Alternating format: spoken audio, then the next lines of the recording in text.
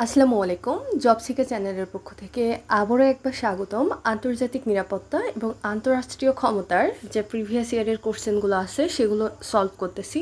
আমরা এটা চতুর্থ পার্ট পড়ব। 3টা পার্টে আমরা প্রায় 300টা কোশ্চেন সলভ করে ফেলছি। আজকে আমরা 301 নম্বর কোশ্চেন থেকে পড়া স্টার্ট করব। যারা প্রিভিয়াস যে ক্লাসগুলো আছে সেগুলো দেখছেন তাহলে তাদের জন্য আরও উপকৃত হবে। যারা যদি দেখে না থাকেন তাহলে প্লেলিস্ট থেকে দেখে নিতে পারেন। ফেসবুক পেজ এবং ইউটিউব চ্যানেল দুইটা জায়গায় ক্লাসগুলো আপলোড করা আছে।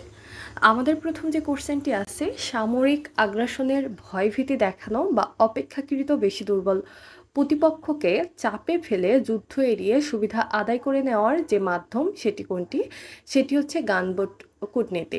আচ্ছা, গানবোট কূটনীতিটাকে ধরেন আমরা যদি চিন্তা করি যে বাংলাদেশ কিন্তু চীনের তুলনায় বেশ কম শক্তিশালী একটা দেশ।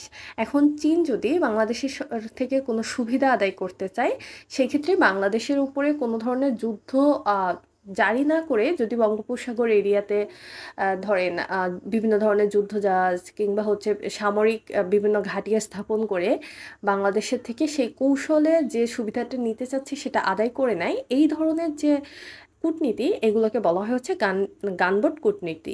এই গানবোট কূটনীতি মূলত দুর্বল ও ছোট দেশগুলোর বিপরীতে বিভিন্ন ধরনের সামরিক শক্তি প্রদর্শন এবং আগ্রাসনের সম্ভব যুক্তরাষ্ট্রের president Roosevelt Haiti, Panama, Colombia এবং নিকারাগুয়ার বিরুদ্ধে এই প্রথম এই কূটনীতি ব্যবহার করে থাকে।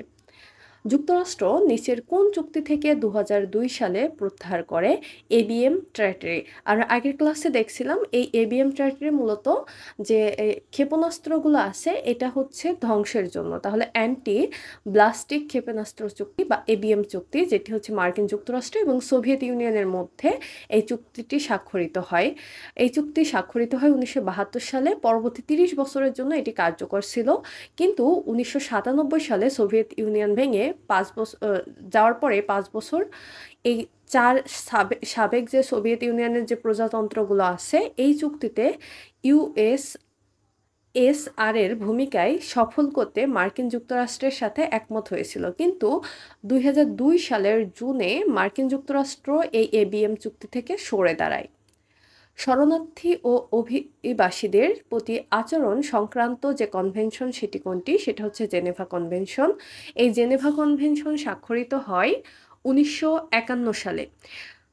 জেনেভা কনভেনশন সম্পর্কে আমরা যদি একটু পড়ে ফেলি, এটি মূলত জাতিসংঘের সাধারণ পরিষদের একটি অধিবেশনে 1951 সালে এই প্রস্তাবটি করা হয়। দ্বিতীয় মহাযুদ্ধের পর ইউরোপের বিভিন্ন দেশে শরণার্থীর সংখ্যা ব্যাপকভাবে বেড়ে যায়। এই আইনটি করা হয় সুইজারল্যান্ডের জেনেভা শহরে। জাতিসংঘ শরণার্থী বিষয়ক হাই কমিশনের সদর দপ্তর স্থাপন করা হয় এবং যে সেই প্রস্তাবনার ভিত্তিতে এখনো পর্যন্ত 151টি দেশ এই জেনেভা কনভেনশনে স্বাক্ষর করেছে।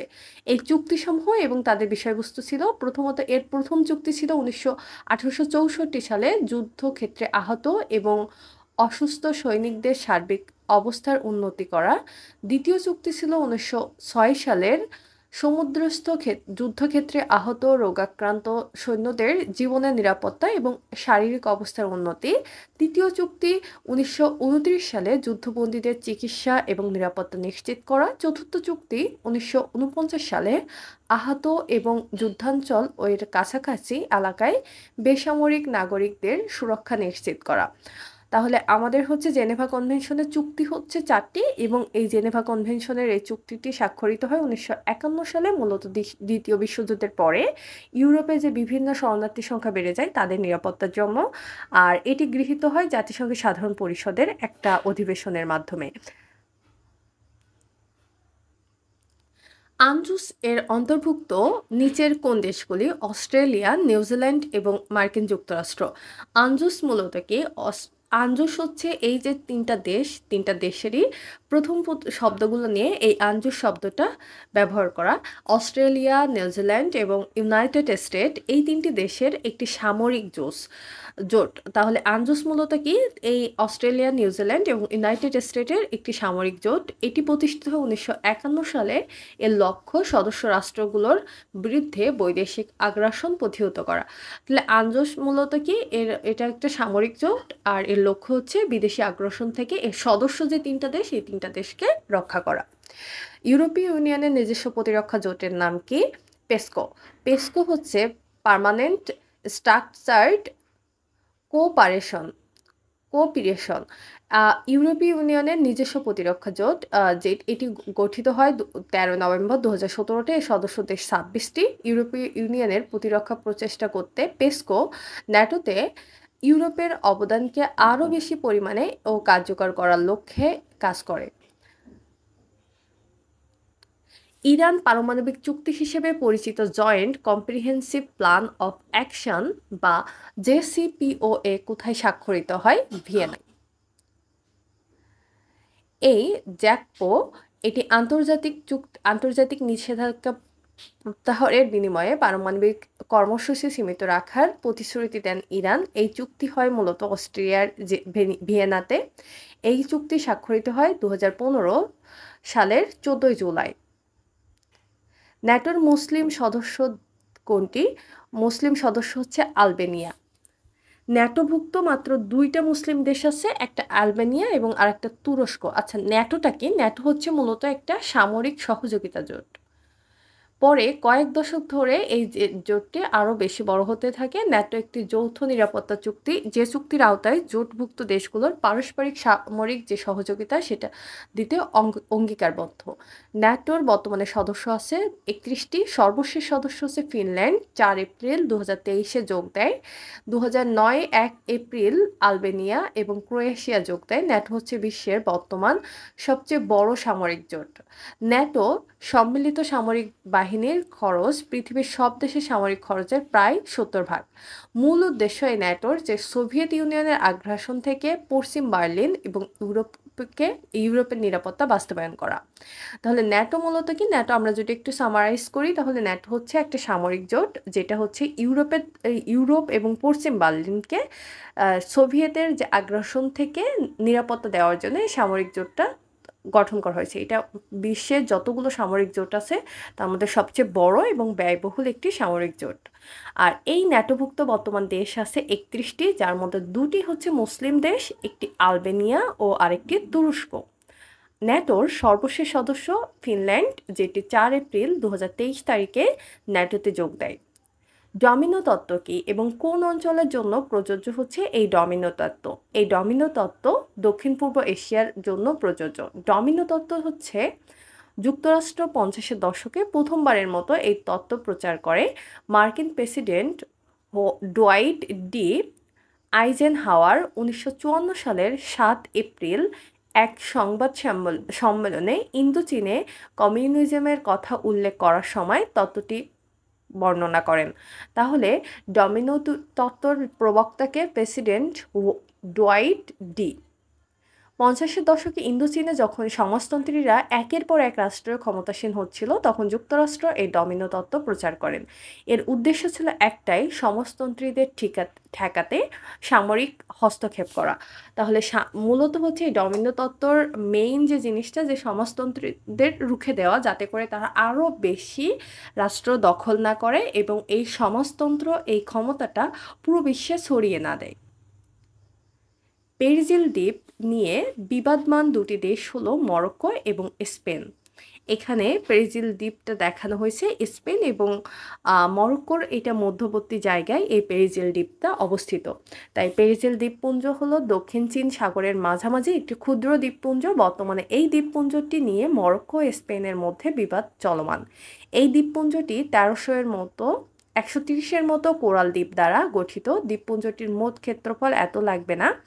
আমরা আরও একটু দেখে নেই যে কয়েকটা দ্বীপপুঞ্জ নিয়ে বিবাদমান যে দেশগুলো আছে, যেমন হচ্ছে কুরিল দ্বীপপুঞ্জ নিয়ে বিবাদ চলমান আছে রাশিয়া এবং জাপানের মধ্যে, এবং সেনকাকু দ্বীপপুঞ্জ নিয়ে চীন এবং জাপানের মধ্যে বিবাদ চলমান। স্প্রার্টলি দ্বীপপুঞ্জ নিয়ে চীন এবং ভিয়েতনামের ভিতরে বিবাদ চলমান আছে, এবং পেরিজিল দ্বীপপুঞ্জ নিয়ে মরক্কো এবং স্পেন। তাহলে আমরা এখানে 4টা দ্বীপপুঞ্জ নিয়ে যে দেশগুলোর মধ্যে বিবাদ চলমান আছে সেগুলো দেখলাম।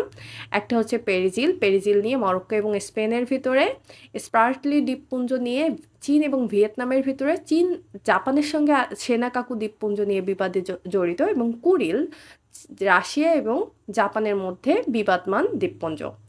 এনপিটি চুক্তি স্বাক্ষরিত হয় 1968 সালে। এই এনপিটি মূলত নিউক্লিয়ার নন প্রলিফিকেশন ট্রেটরি অর্থাৎ পারমাণবিক অস্ত্র বিস্তার রোধ যে চুক্তি সেটি হচ্ছে এনপিটি চুক্তি। এই এনপিটি চুক্তি স্বাক্ষরিত হয় 1 জুলাই 1968 সালে। নিউ ইয়র্কে এই এনপিটি চুক্তি স্বাক্ষরিত হয় এবং কার্যকর হয় 2 বছর পরে অর্থাৎ হচ্ছে 1970 সালের 5 মার্চে। বাংলাদেশ পারমাণবিক অস্ত্রবিরোধ চুক্তি এই চুক্তিটি স্বাক্ষর করে 31 অগস্ট 1979 সালে, অর্থাৎ এই চুক্তি কার্যকর হওয়ার আরও প্রায় 9 বছর পরে বাংলাদেশ এটি চুক্তিতে স্বাক্ষর করে। জাপান আক্রমণ হতে রক্ষা পাওয়ার জন্য ফ্রান্স কর্তৃক জাপান এবং ফ্রান্স সীমান্তে সুরক্ষিত যে সীমারেখা সেটার নাম হচ্ছে ম্যাজিনো লাইন। পাকিস্তান এবং আফগানিস্তানের ভিতরে যে রেখাটা আছে সেটা হচ্ছে ড্রন লাইন। হিন্ডারবার্গ লাইন প্রথম বিশ্বযুদ্ধের সময় জার্মানি ও রেখা বর্ষাত যে সারণ করছিল সেটা, এটি জার্মান এবং পোল্যান্ডের সীমা চিহ্নিত করে। তাহলে হিন্ডারবার্গ লাইন হচ্ছে জার্মান এবং পোল্যান্ডের সীমান্ত মধ্যবর্তী যে রেখা। পাকিস্তান এবং আফগানিস্তানের ড্রন লাইন। ম্যাজিনো লাইন এখানে হচ্ছে জার্মান এবং ফ্রান্সের মধ্যবর্তী সীমারেখা। ভারত এবং চীনের সীমারেখা হচ্ছে স্যার ম্যাকমোহন লাইন বা ম্যাকমোহন লাইন। 15তম আকসটাড মন্ত্রী পর্যায়ের সম্মেলন অনুষ্ঠিত হয়েছে ব্রিজটাউনে। মাথাপিছু আয়ে জিডিপি এবং পিপি শীর্ষ দেশ লুক্সেমবার্গ। গ্লোবাল ফাইন্যান্স ম্যাগাজিন বা richest countries in the world 2020 শিরোনামে 194টি দেশ কর্তৃক অন্তর্ভুক্ত বিশ্বের সবচেয়ে ধনী দেশের প্রতিবেদন প্রকাশ করা হয়েছে, যেখানে সবচেয়ে ধনী দেশ মাথাপিছু আয়ের শীর্ষ দেশ হচ্ছে লুক্সেমবার্গ। এখানে বর্তমান সময়টা জেনে নেওয়া উচিত। এটা তৎকালীন যে পরীক্ষাগুলো হয়েছে সে সময়ের সমসাময়িক বা কারেন্ট অ্যাফেয়ার্স ছিল। ফেডারেল সিকিউরিটি সার্ভিস কোন দেশের গোয়েন্দা সংস্থা? ফেডারেল সিকিউরিটি সার্ভিস হচ্ছে রাশিয়ার গোয়েন্দা সংস্থা, যার সংক্ষিপ্ত রূপ হচ্ছে এফএসবি। আর এছাড়াও আমরা বিভিন্ন দেশ এবং গোয়েন্দা সংস্থা সম্পর্কে একটু পড়ে ফেলি। যেমন অস্ট্রেলিয়ার এএসআইএস, এএসআইও, ডিআইও, আফগানিস্তানের এনডিএস, আমেরিকার সিআইএ এবং এফবিআই। আগের দুইটা মনে না রাখলেও এটা দরকার যে সিআইএ এবং এফবিআই কোন দেশের গোয়েন্দা সংস্থা। এটা হচ্ছে আমেরিকার। আর্জেন্টিনার দুটি এএফআই এবং ইআই। ইউক্রেন এনবিআই, যেহেতু ইউক্রেন যুদ্ধে চলমান আছে, এবং ইসরায়েলেরটা বিশেষভাবে মনে রাখা দরকার যেহেতু ইসরায়েল এবং ফিলিস্তিনের মধ্যে বর্তমান যুদ্ধ চলমান আছে। তো ইসরায়েলের যে গোয়েন্দা সংস্থা সেটা হচ্ছে মোসাদ, এবং ইজিপ্টের মুখাবারাত, চীন MSS, German BND, Pakistan ISI, Bangladesh NSI, DSGFI এবং ব্রিটেন এমআই5 এবং এমআই6, এসআইএস, জেআইও। ভারতের তিনটা আছে, সেটা হচ্ছে র, আইবি এবং সিবিআই। যুক্তরাষ্ট্রের কোন প্রেসিডেন্ট দক্ষিণ পূর্ব এশিয়ার ডমিনো তত্ত্ব প্রয়োগ করে? আমরা একটু আগে যখন পড়ছিলাম ডমিনো তত্ত্ব কি সে সময় দেখে আসছিলাম। এটা হচ্ছে দক্ষিণ পূর্ব এশিয়ার চলমান একটা তত্ত্ব। এই তত্ত্ব প্রদান করে ডুয়াইট ডি আইজেনহাওয়ার। নিচের কোন দেশটি ন্যাটোভুক্ত নয়? অস্ট্রেলিয়া। ন্যাটো আমরা একটু আগে দেখলাম যে বিশ্বের সবচেয়ে বড় সামরিক জোট, যেটি প্রতিষ্ঠিত হয় 1949 সালের 4 এপ্রিল। ন্যাটোভুক্ত দুইটা মুসলিম দেশ হচ্ছে তুরস্ক এবং আলবেনিয়া। অস্ট্রিয়া ন্যাটোভুক্ত দেশ নয়। ন্যাটোর সদর দপ্তর হচ্ছে বেলজিয়ামের ব্রাসেলসে অবস্থিত। এর বর্তমান দেশের সংখ্যা 32টি। সর্বশেষ সদস্য সুইডেন। আচ্ছা, ওইখানে আমরা যখন দেখছিলাম যে 31 ছিল, তখন হচ্ছে ফিলিস্তিন ছিল। ফিলিস্তিনের পরে আবার বর্তমানে আরেকজন সদস্য বাড়ছে, তাহলে ন্যাটোভুক্ত বর্তমান সদস্য দেশ হচ্ছে 32টি এবং সুইডেন। আচ্ছা, যেটা করা উচিত যে যখনই যে সংস্থাগুলো পড়বেন আপডেট তথ্যগুলো একটু নিয়ে নেবেন। এখানে আমি যে ওয়েবসাইটটা ফলো করতেছি এখানে ম্যাক্সিমাম হচ্ছে 2020, 21, 22-এর তথ্যগুলো দেওয়া। ইউনাইটেড আরব লিস্ট কোন দেশের রাজনৈতিক দল? এটি ইসরায়েলের একটি রাজনৈতিক দল। হিব্রু ভাষার এটি রাম পার্টি নামে পরিচিত। তাহলে ইউনাইটেড আরব লীগ এর অপর নাম কি? রাম পার্টি। রাম পার্টি শব্দটি কোন ভাষার? হিব্রু ভাষার। চীন ও জাপানের মধ্যে পূর্ণ সেনাকাকু দ্বীপ কোন সাগরে অবস্থিত? এটি পূর্ব চীনে অবস্থিত। তাহলে চীন আর জাপানের মধ্যে যে বিরোধপূর্ণ যে দ্বীপ সেটি হচ্ছে সেনাকাকু। আমরা একটু আগে আরও কিছু দ্বীপের নাম পড়লাম, আবার একবার রিভিশন দিয়ে নেই তাহলে মনে থাকবে বেশি। পেরিজিল দ্বীপ হচ্ছে চীন এবং জাপানের মধ্যে যে স্পেন এবং মরক্কোর ভিতরে যে বিবাদমান দ্বীপ সেটি হচ্ছে পেরিজিল দ্বীপ, এবং স্পার্টলি দ্বীপ হচ্ছে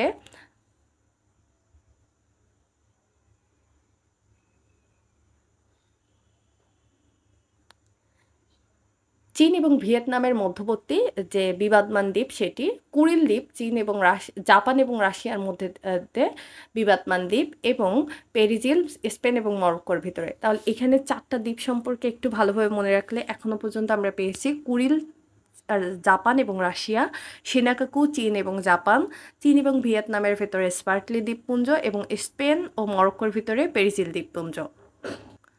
দোনেক্স অঞ্চলটি কোথায় অবস্থিত? ইউক্রেনে। এটা ইউক্রেন এবং রাশিয়ার মধ্যে যুদ্ধ চলমানের পরে আমাদের এই অঞ্চলটা বেশ শোনায়, এবং এটা কারেন্ট অ্যাফেয়ার্সের ভিতর থেকে আসা একটা কোশ্চেন। ইউরোপের শিল্প বিপ্লব সংঘটিত হয় কোন শতাব্দীতে? অষ্টাদশ শতাব্দীতে। ইসরায়েলকে স্বীকৃতি দানকারী শেষ আরব দেশ কোনটি? মরক্কো। এবং ইসরায়েলকে স্বীকৃতি দানকারী প্রথম দেশ হচ্ছে আফ্রিকা, আরব দেশ হচ্ছে মিশর, এবং সর্বশেষ স্বীকৃতি দানকারী দেশ হচ্ছে মরক্কো। লাদাখের গালোয়ান উপত্যকায় চীন ও ভারতীয় সেনাবাহিনীর রক্তক্ষয়ী সংঘর্ষ হয় কবে? 15 জুন 2020 সালে। হিটলার কর্তৃক কোন দেশ আক্রমণে দ্বিতীয় বিশ্বযুদ্ধ শুরু হয়? পোল্যান্ড। আমরা দ্বিতীয় বিশ্বযুদ্ধের ঘটনাটা একটু পড়ে ফেলি। 1939 সালের 1 সেপ্টেম্বর জার্মানি পোল্যান্ড আক্রমণ করে, এবং তার ফলশ্রুতিতে ফ্রান্স এবং যুক্তরাজ্য জার্মানির বিরুদ্ধে যুদ্ধ ঘোষণা করে। তো জার্মানি কিন্তু প্রথমে পোল্যান্ডের উপরে আক্রমণ করে, এবং তারই প্রতিবাদ স্বরূপ যুক্তরাজ্য এবং ফ্রান্স আক্রমণ করে জার্মানিতে।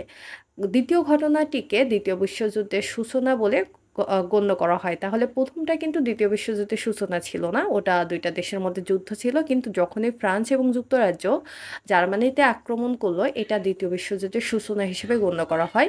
1939 সাল থেকে 1945 সালের 15 আগস্ট পর্যন্ত 6 বছর দ্বিতীয় বিশ্বযুদ্ধের সময়সীমা ধরা হয়, এবং আনুষ্ঠানিকভাবে দ্বিতীয় বিশ্বযুদ্ধের পরিসমাপ্তি হয় 2 সেপ্টেম্বর 1945 সাল।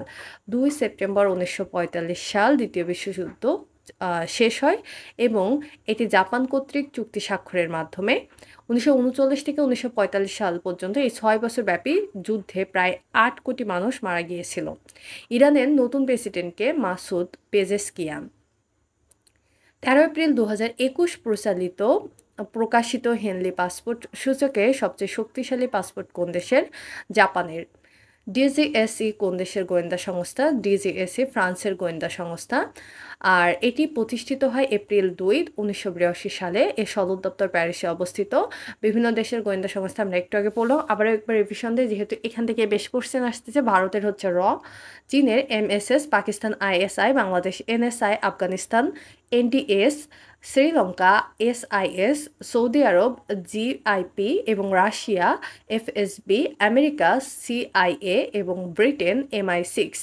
লাস্টের যে তিনটা, এই তিনটা একটু বেশি গুরুত্বপূর্ণ। রাশিয়ার এফএসবি, আমেরিকার সিআইএ, এবং ব্রিটেনের MI6। FBI কোন দেশের গোয়েন্দা সংস্থা? যুক্তরাষ্ট্রের গোয়েন্দা সংস্থা। যুক্তরাষ্ট্রের গোয়েন্দা সংস্থা এই মার্কিন প্রেসিডেন্ট থিওডোর রুজভেল্ট 1908 সালে এই FBI প্রতিষ্ঠা করেন। FBIয়ের বর্তমান প্রধান ক্রিস্টোফার ওয়ারি, তিনি এই গোয়েন্দা সংস্থার প্রধান হিসেবে নিয়োজিত হন 2017 সালের 2 আগস্ট। ভারত কবে প্রজাতন্ত্রে পরিণত হয়? 26 জানুয়ারি 1950 সালে ভারত প্রথমে প্রজাতন্ত্রে পরিণত হয়। এটা কিন্তু মানে প্রথমে যখন স্বাধীন হয় তখন কিন্তু এটা গণতান্ত্রিক কিংবা হচ্ছে প্রজাতান্ত্রিক দেশ ছিল না, কারণ ভারত স্বাধীন হয় 15 আগস্ট 1947 সালে, কিন্তু প্রজাতন্ত্রে প্রতিষ্ঠিত হয় 26 জানুয়ারি 1950 সালে। হামাস কোন দেশের সংগঠন? হামাস হচ্ছে ফিলিস্তিনের একটি স্বাধীনতাকামী সংগঠন যেটি গাজা শহর নিয়ন্ত্রণ করে। এখন দেশভিত্তিক আমরা কিছু সংগঠনের নাম জেনে নেই। যেমন হচ্ছে এখানে জৈশ-ই মোহাম্মদ পাকিস্তানের গেরিলা সংগঠন, লস্কর-ই তৈবা পাকিস্তানের সংগঠন, আল সাবাস সোমালিয়া, আল ফাতহা ফিলিস্তিন, হামাস ফিলিস্তিন, গডস আর্মি মায়ানমার এবং Boko Haram Nigeria contra Nicaragua. পশ্চিম ইউরোপে ট্রুম্যান ডক্ট্রিন কবে ঘোষণা করা হয়? ট্রুম্যান ডক্ট্রিন ঘোষণা করা হয় 1947 সালে। ট্রুম্যান ডক্ট্রিন মূলত হ্যারি ট্রুম্যান যিনি হচ্ছে যুক্তরাষ্ট্রের একজন রাষ্ট্রপতি ছিলেন তার কর্তৃক 1947 সালের 12ই মার্চ ঘোষণা করা একটা দীর্ঘ বিশ্ব রাজনীতিতে বিচ্ছিন্নতাকারী নীতি, যেটা মনোরনীতি নামে পরিচিত। এটি মূলত ছিল যে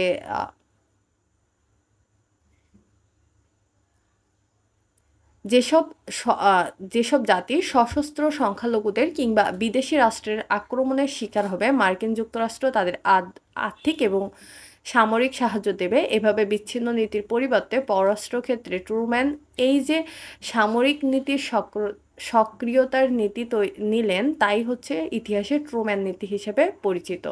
তাহলে ট্রুম্যান নীতি মূলত হচ্ছে মনোরনীতির বিপরীত একটা নীতি। অপারেশন ব্লু স্টার কত সালে সংগঠিত হয়? 1984 সালে। এই অপারেশন ব্লু স্টার মূলত তৎকালীন কংগ্রেসে প্রধানমন্ত্রী ইন্দিরা গান্ধী দ্বারা ভারতীয় সেনাবাহিনী কর্তৃক শিখ ধর্মাবলম্বীদের তীর্থস্থান হরমন্দিরের শাহীর দখলের জন্য পরিচালিত একটি সামরিক অভিযান। তাহলে ব্লু স্টার মূলত এটি হচ্ছে ভারতের যে সেনাবাহিনী দিয়ে শিখ ধর্মাবলম্বীদের তীর্থস্থান হরমন্দির সাহেব দখলের একটি সামরিক অভিযান। ন্যাটো কোন ধরনের জোট? এটি একটি সামরিক জোট। এটি সবচেয়ে বড় বিশ্বের সামরিক জোট। এটি উত্তর আটলান্টিকের দেশগুলো নিয়ে গঠিত। এর বর্তমান দেশ আছে 32টি এবং এই ন্যাটো প্রতিষ্ঠিত হয় 1949 সালের 4 এপ্রিল। ক্রিমিয়া কোন দেশ দখল করতে চায়? ক্রিমিয়াকে দখল করতে চায় হচ্ছে রাশিয়া। রাশিয়া কোন সাগরের তীরবর্তী? এটি কৃষ্ণ সাগরের তীরবর্তী একটি উপদ্বীপ। মিগ-21 কোন দেশের যুদ্ধবিমান? এটি রাশিয়ার একটি যুদ্ধবিমান। এটা মিকোয়ান ডিজাইন ব্যুরো মিগ-21 বিমানের নকশা তৈরি করেন। এর ন্যাটো কোডনেম ফিসবেট এবং মিগ-21 এর জন্ম হয় সোভিয়েত ইউনিয়নে। এটি ইতিহাসের সর্বাধিক নির্মিত ফাইটার জেট এবং এটি মালালাইকা নামে অধিক পরিচিত। তাহলে আমরা মিগ-21 এর কয়েকটা নাম দেখলাম যে এটি মিগ-21 এর মূলত একটা নাম, প্রথম নাম, এবং এটি যেটি ন্যাটোতে হচ্ছে ফিসবেট নামে পরিচিত। আর এটি পুরো বিশ্বে সবচেয়ে বেশি যে যুদ্ধবিমানটার অনেক বেশি তৈরি হয়েছে সেটাই মিগ-21, আর এটি মালালাইকা নামে আরও বেশি পরিচিত। বিভিন্ন দেশের বিখ্যাত যে যুদ্ধবিমানগুলো রয়েছে এর মধ্যে আমরা এখানে কিছু নাম দেখতে পাচ্ছি। আসলে এতগুলো মনে রাখাও হয়তো পসিবল না, যে এইখান থেকে যেগুলো মনে রাখবেন যেটা হচ্ছে বর্তমান বিবাদ চলমান আছে এমন দেশ, যেমন সোভিয়েত ইউনিয়ন বা রাশিয়ার বিবাদ চলমান আছে, এটা একটু মনে রাখতে পারেন। যেমন হচ্ছে TU-95 বোমার, এটা হচ্ছে সোভিয়েত ইউনিয়নের। অক্টোবর বিপ্লব কোন দেশে হয়? অক্টোবর বিপ্লব হয় রাশিয়াতে। এই অক্টোবর বিপ্লব আনুষ্ঠানিকভাবে মহান অক্টোবর সমাজতান্ত্রিক বিপ্লব হিসেবে সোভিয়েত সাহিত্যে পরিচিত এবং সাধারণভাবে বলা হয় এর আরও কিছু নাম আছে, যেমন লাল অক্টোবর, অক্টোবর বিদ্রোহ, বলশেবিক বিদ্রোহ বা বলশেবিক অভ্যুত্থান নামে পরিচিত। রাশিয়ার বলশেবিক এবং ভ্লাদিমির লেনিনের নেতৃত্বে এই বিপ্লব গঠিত হয়, যা 1917 সালের বৃহৎ রাশিয়ায় সংঘটিত হয়। এটি একটি সশস্ত্র বিপ্লব যা পরবর্তী রাশিয়া ভূখণ্ডে সমাজতন্ত্র এবং সোভিয়েত ইউনিয়ন কায়েমে প্রধান ভূমিকা রাখে। 1911 বিপ্লব, যা চীন বিপ্লব বা সিনহাই বিপ্লব নামেও পরিচিত, চীনের সাম্রাজ্যিক বংশের পরিসমাপ্তি ঘটায় এই চীন বিপ্লব এবং 1912 সালের 11 জানুয়ারি চীন প্রজাতন্ত্র গঠিত হয়। তাহলে মূলত হচ্ছে সোভিয়েত ইউনিয়নের সমাজতন্ত্র প্রতিষ্ঠিত হয় এই অক্টোবর বিপ্লব, বলশেবিক বিপ্লব কিংবা হচ্ছে লাল অক্টোবর বিপ্লবের মাধ্যমে। আর এই বলশেবিক বিপ্লব বা অক্টোবর বিপ্লবের নেতৃত্ব দেয় দুইজন, একটা হচ্ছে ভ্লাদিমির লেনিন এবং বলশেবিক। আর ১১ বিপ্লব বা চীন বিপ্লব বা সিনহয় বিপ্লব, যেটি চীনের সাম্রাজ্যিক বংশের সমাপ্তন ঘটিয়ে চীনকে প্রজাতন্ত্রে গঠিত করে। সেনজেন চুক্তি হচ্ছে অবাধ চলাচল সংক্রান্ত চুক্তি, যেটা মূলত হচ্ছে ইউরোপ বা ইউরোপের যে দেশগুলো আছে এদের ভিতরে কোনো ধরনের পাসপোর্ট ছাড়া অথবা সহজে কোনো ধরনের ঝামেলা ছাড়া পাসপোর্ট পাওয়া যায় এমন চুক্তি ওই সেনজেন চুক্তি, যাতে করে ইউরোপের একটা দেশ থেকে আরেকটা দেশে খুব সহজে কোনো বাধা ছাড়া যাওয়া যেতে পারে। সেই বিষয়ে যে চুক্তি স্বাক্ষরিত হয় সেটা সেনজেন চুক্তি। এই সেনজেন চুক্তিতে স্বাক্ষরকারী মোট দেশ হচ্ছে ২৬টি। এই ২৬টি দেশ হচ্ছে ইউরোপের যে ২৬টি দেশ আছে, চেক প্রজাতন্ত্র, Denmark, Estonia, Finland, France, Austria, Belgium, Germany, Greece, Hungary, Liechtenstein, Lithuania, Luxembourg, Malta, Iceland, Italy, Latvia, Netherlands, Norway, Slovakia, Slovenia, Poland, Portugal, Spain, Sweden এবং সুইজারল্যান্ড। বিশ্বের সবচেয়ে বেশি মাথাপিছু আয়ের দেশ হচ্ছে কাতার। আর ব্ল্যাক ক্যাট কোন দেশের কামান্ডো বাহিনী? ব্ল্যাক ক্যাট হচ্ছে আমাদের পার্শ্ববর্তী দেশ ভারতের কামান্ডো বাহিনী। এটার মূল নাম হচ্ছে ন্যাশনাল সিকিউরিটি গার্ড। ভারতের কেন্দ্রীয় সরকারের এমন একটি বিশেষ বাহিনী যা সন্ত্রাসীদের মোকাবেলায় সর্বদা প্রস্তুত এবং প্রতি আক্রমণে পারদর্শী। বিভিন্ন দেশের কামান্ডো বাহিনী এবং গেরিলা বাহিনীর নাম যেমন হচ্ছে মার্সক হচ্ছে ইউএস মেরিনের কামান্ডো বাহিনী, নেভি সিল ইউএস এর কামান্ডো বাহিনী, স্পেননাজ রাশিয়ার কামান্ডো বাহিনী, ব্ল্যাক শিট মুসলিনের গেরিলা বাহিনী এবং ব্ল্যাক সেপ্টিমার ফিলিস্তিনের গেরিলা বাহিনী। দেখেন ব্ল্যাক দিয়ে অনেকগুলো আছে, যেগুলো আমাদের হচ্ছে ফিলিস্তিনিটা একটু মনে রাখবেন যেহেতু এটা বিবাদ চলমান, যে ব্ল্যাক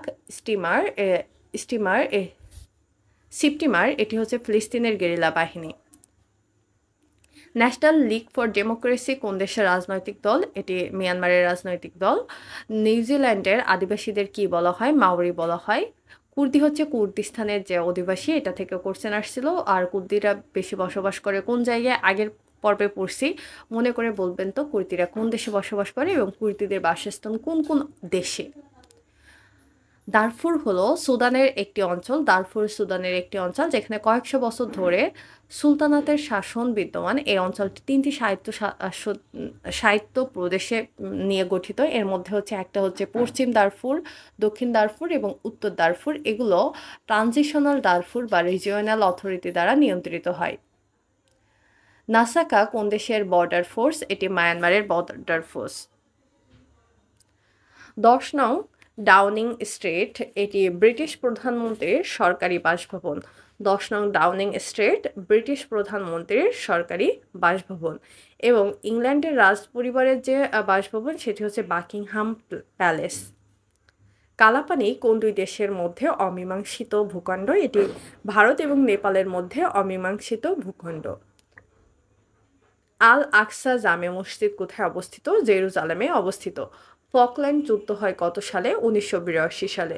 ফকল্যান্ড যুদ্ধ দক্ষিণ আটলান্টিক মহাসাগরে ফকল্যান্ড দ্বীপপুঞ্জ নিয়ন্ত্রণের উপর আর্জেন্টিনা এবং যুক্তরাজ্যের মধ্যে সংগঠিত অঘোষিত যুদ্ধ, যেটি 1982 সালের 2রা এপ্রিল থেকে 14 জুন পর্যন্ত চলে। এই যুদ্ধে আর্জেন্টিনার শোচনীয় পরাজয় ঘটে। বর্তমানে দ্বীপটি ব্রিটেনের নিয়ন্ত্রণে আছে। তাহলে ফকল্যান্ড যুদ্ধ হয় 1982 সালে। এই যুদ্ধের যে মধ্যবর্তী যে দুইটা দেশ ছিল, একটা আর্জেন্টিনা, একটা হচ্ছে যুক্তরাষ্ট্র বা ব্রিটেন। আর এই ফকল্যান্ড দ্বীপটা বর্তমানে ব্রিটেনের দখলে আছে। এই যুদ্ধ চলে 1982 সালের 2রা এপ্রিল থেকে 14 জুন পর্যন্ত। ইউরোপের সর্ব উত্তরের দেশ কোনটি? নরওয়ে। আর ইউরোপের স্পেন। ইন্টারপোল এর সদর দপ্তর কোথায় অবস্থিত? ফ্রান্সের লিওয়ে। ইন্টারপোল মূলত আন্তর্জাতিক যে পুলিশ অর্গানাইজেশন, এটি প্রতিষ্ঠিত হয় 1923 সালে। এর প্রথম নাম ছিল ইন্টারন্যাশনাল ক্রিমিনাল পুলিশ কমিশন এবং 1946 সালে বর্তমান নাম বা ইন্টারপোল এটি পরিবর্তিত হয়। ইন্টারপোলের বর্তমান সদস্য আছে 194টি। আর এর যে সকল চাঁদার পরিমাণ হচ্ছে $59 মিলিয়ন, যেটা সকল দেশ দিয়ে থাকে চাঁদা। আর এর সর্বশেষ দেশ হচ্ছে ভানুয়াতু। গ্রিনল্যান্ডের মালিকানা ডেনমার্কের হাতে। ফ্লোরেন্স নাইটিঙ্গেল নামটি কোন যুদ্ধের সাথে জড়িত? এটি ক্রিমিয়ার সাথে জড়িত। আর এই ক্রিমিয়া যুদ্ধের সময় যখন ফ্লোরেন্স নাইটিঙ্গেল সবাইকে অনেক বেশি সেবা করে তখন তিনি মূলত আলোচনায় আসে। আসলে আন্তর্জাতিক নিরাপত্তা এই টপিকটার প্রত্যেকটা টপিক আমাদের কাছে অনেকের কাছে আমরা যারা আর্টস ব্যাকগ্রাউন্ডের না কিংবা হচ্ছে ইতিহাস সম্পর্কে পড়ি নাই সায়েন্স ব্যাকগ্রাউন্ডে তাদের কাছে ব্যাখ্যাস্বরূপ পড়ার জন্য আহ, বেশ সময় লেগে যাচ্ছে 50টা কোশ্চেন কাভার করতেই প্রায় আধা ঘন্টা লেগে যাচ্ছে এই জন্য আমি 50টা করে আপলোড করতেছি ব্যাখ্যা সহ যাতে করে সেটা কাজে আসে। আমাদের এই পর্যন্ত 350টা কোশ্চেন হলো পরবর্তীতে আমরা অষ্টম পেজ থেকে শুরু করব। আবার আধা ঘন্টার বেশি ক্লাস হলে ওই ক্লাসে দেখা যায় যে মনোযোগটা অত বেশি থাকে না। তো সেই ক্ষেত্রে আমি এখানেই শেষ করলাম এই ক্লাসটি। পরবর্তী ক্লাসে পরবর্তী কোশ্চেন থেকে শুরু করব যেখানে আমরা অটালো যুদ্ধ থেকে পড়ব।